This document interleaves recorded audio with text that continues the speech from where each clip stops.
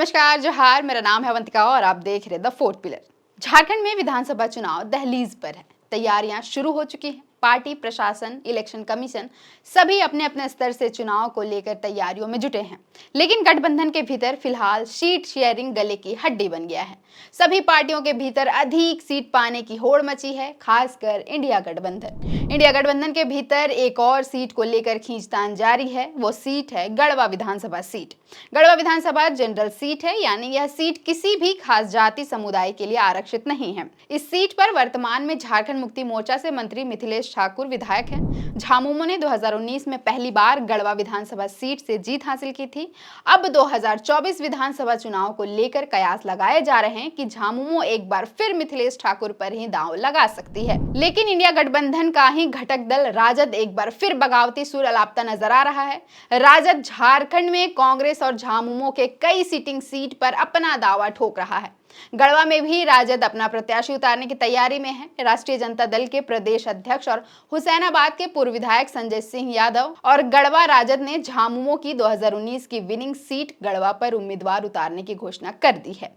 इतना ही नहीं, बीते दिनों राजद ने मंत्री मिथिलेश ठाकुर के खिलाफ मोर्चा खोल दिया था। राजद का कहना है कि मंत्री मिथिलेश ठाकुर गठबंधन धर्म का पालन नहीं कर रहे हैं, राजद को ही कमजोर बनाने में जुटे हैं। विशेष समिति के सदस्यों ने आगामी विधानसभा चुनाव में गढ़वा विधानसभा सीट ही नहीं बल्कि पलामू प्रमंडल की सभी सीटों पर राजद के चुनाव लड़ने पर सहमति जताई। वक्ताओं ने कहा कि गठबंधन के बावजूद सहयोगी दल के स्थानीय विधायक व मंत्री मिथिलेश ठाकुर लगातार गठबंधन धर्म का अनादर कर रहे हैं।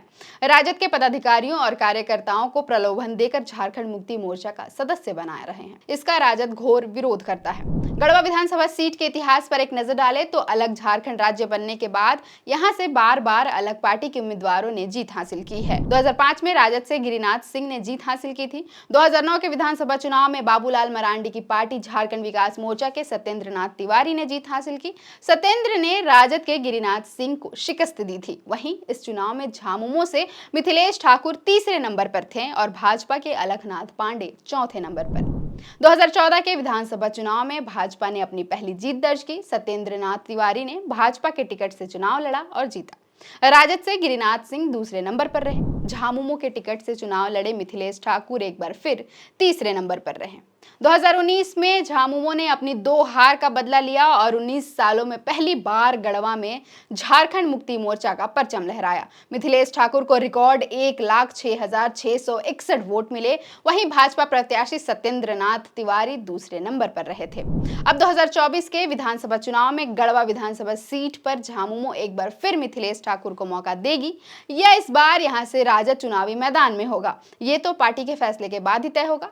हालांकि इस सीट पर भाजपा ने अब तक अपने प्रत्याशी का चेहरा सामने नहीं किया है। प्रबल दावेदारी एक बार फिर सत्येंद्र नाथ तिवारी की हो सकती है, लेकिन अब अंतिम फैसला पार्टी और आला कमान का ही होगा। फिलहाल के लिए इतना ही। देखते रहें द फोर्थ पिलर।